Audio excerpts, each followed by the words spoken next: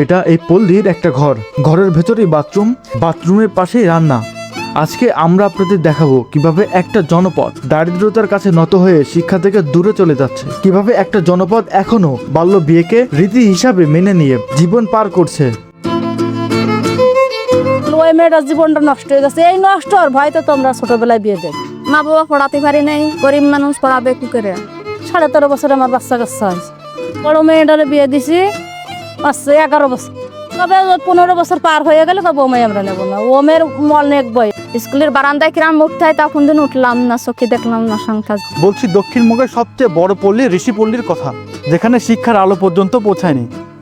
পড়ালেখার বিষয় তো আপনারা জানেন। কিন্তু জানি না বাবা, আমি জানি না, খালি আঙুলি চেক করতে হয়, তাই আমাদের জানি না।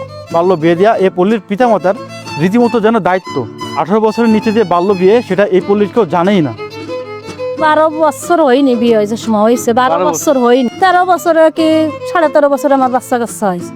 বড় মেয়েটারে বিয়ে দিছি আচ্ছা 11 বছর, আর ছোট মেয়েটা বিয়ে দিছি 14 বছর। এখানে প্রত্যেক ঘরে ঘরে দীক্ষার আলোর জন্য মন্দির থাকলেও জ্ঞানচক্ষু অন্ধ তাদের। কেন বলছি আসুন সেটাই জানি। আর একটা মেয়ে আছে, মনে কর 14 বছর পার হয়ে যাচ্ছে, এবারটা মাগের মধ্যে 15 বছরে পড়বে। না, ও মেয়েকেও নিয়ে যাবে, ও মেয়ে বিয়ে ওর বিয়ের বয়স পার হয়ে গেছে, আমাকে মধ্যে ও বুড়ি হয়ে গেছে, ও নেবে না, কোনো ছয়লে পাওয়া যাবে না। এ পল্লীতে 14 বছরের উপরে মেয়েদের বিয়েই হয় না। যদি কোনো মেয়ের পিতামাতা তাকে পড়াতে চায়, লেখাপড়া শেখাতে চায়, অন্তত 18 বছর তাদের কাছে রাখতে চায়, তবে তাদের কথিত সমাজ ব্যবস্থায় তাদের বিয়ে দেওয়া অসম্ভব। লেখাপড়া শিখে মানুষ হয়েছে, ওই হিসেবে যেটা ছেলে মানুষের মতন মানুষ হয়ে চাকরি বাকরি করে যে ওর সাথে সমতুল্য হয়ে এসে বিয়ে করবে, সেই ছেলেই তো খুঁজে এসে পাচ্ছেন। ওই কি আছে আসি আমার কোনো ছেলে দেখে এসে দেখে শুনে গেলে কয় কি বাড়ি থেকে কি না ও নেব না, কেন ও বয়স বেশি হয়ে গেছে। ও মেয়ে কি খালি খালি পড়ে রয়েছে না, ওর কোনো জায়গায় সম্পর্ক আছে, ও মেয়ে আমরা নেবো না। তাহলে ওই মেয়েটার জীবনটা নষ্ট হয়ে গেছে, এই নষ্ট আর ভয়তে তোমরা ছোটবেলায় বিয়ে দেবে। রীতিমতো মেয়ে যেন তখন পিতামাতার অভিশাপ হয়ে দাঁড়ায়।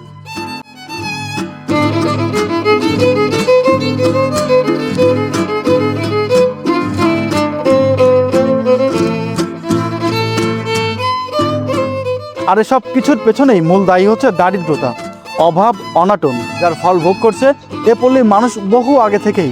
আগের থেকে অভাব, আমার মা বাবা আমরা যে 4টা ভাই বোন আমরা এখন লেখাপড়া শিখাতে পারিনি, এই এত অভাবে, এত অভাবে।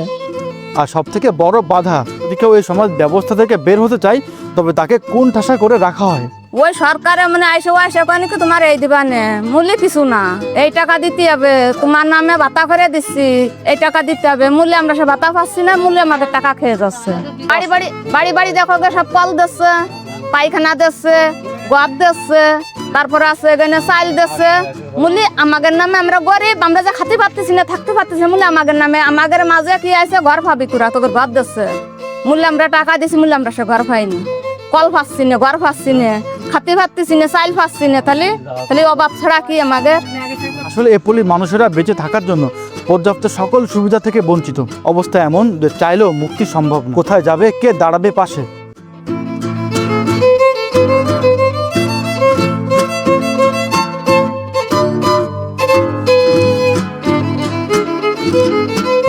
থাকার জন্য ঘর তো আছেই, তবে তার অবস্থা বেহাল।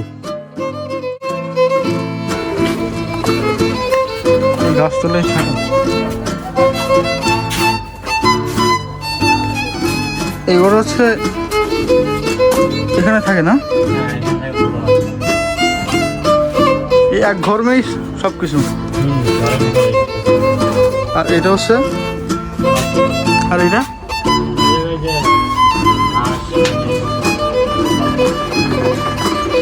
এটা হচ্ছে অপশন।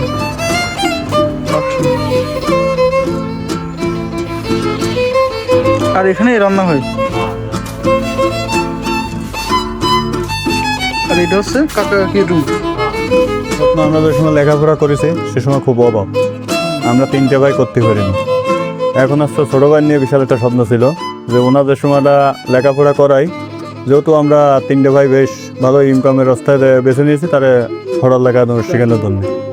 তারা চাকরি করা বলে অনেক চেষ্টা করেছে, কিন্তু শেষ পর্যন্ত আর পৌঁছতে পারিনি।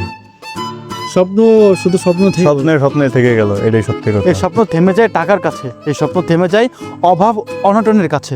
খাতা কলম দিতে পারতেছি না, তাহলে তোমার লেখাপড়া না, তো যাতে হবে না, আমি দিতে পারতেছি না, যাবে গেলে স্কুলে স্যারে মারতেছে, ম্যাডামে মারতেছে, বেশি কথা করছে, এত স্কুলে যাওয়া লাগবে না। ছাড়ান দিলে ওই 12, 13, 11 হলে বিয়ে দিয়ে দিলাম, ধর লেখাপড়া সে কাজ নিলাম, যতটা লেখাপড়া কি দেশি হবো।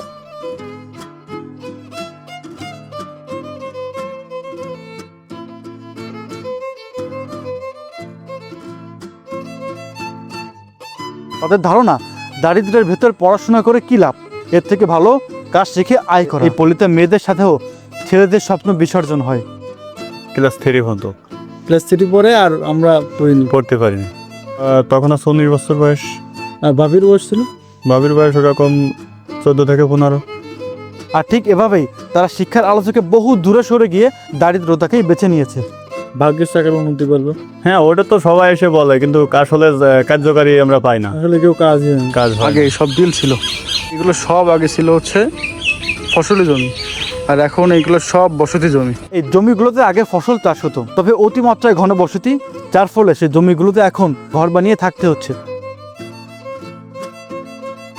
এখানে এক বাবা শুধুমাত্র তার নামটাই লিখতে পারে, তার পরিবারের অন্যরা তো সেটা পর্যন্ত জানে না। তবে এই বাবার স্বপ্ন পড়ালেখা শিখিয়ে তার মেয়েকে মানুষের মতো মানুষ করবে। কবিতা লিখেছেন আল মাহমুদ। ফেব্রুয়ারির 21 তারিখ দুপুরবেলার অক্ত, বৃষ্টি নামে বৃষ্টি কোথায় বরকতের রক্ত, হাজার যুগের সূর্যে তাপে জ্বলবে এমন লাল যে, সেই লোহিতে লাল হয়েছে কৃষ্ণচূড়ের ডাল। তবে তার এই কবিতা আলোর মুখ দেখার আগেই হারিয়ে যেতে পারে প্রদীপের অন্ধকারে। ওনাদের আয়ের একমাত্র পথ এটি। সারা বছরই এই হস্তশিল্প করেই সংসার চালান ওনারা। তাদের পরিবারের সকলেই এই কাজেই পারদর্শী। যদি এই শিল্প তাদের সম্ভাবনাময় দুয়ারে নিয়ে আসতে পারে, তাহলে এই দারিদ্রতা, এই কুসংস্কার থেকে মুক্ত হয়ে আসতে পারে এক সুন্দর সকাল। ফেব্রুয়ারির 21 তারিখ দুপুরবেলার অক্ত, বৃষ্টি নামে বৃষ্টি কোথায় বরকতের রক্ত, হাজার যুগের সূর্যে তাপে জ্বলবে এমন লাল যে, সেই লোহিতে লাল হয়েছে কৃষ্ণচূড়ের ডাল যে।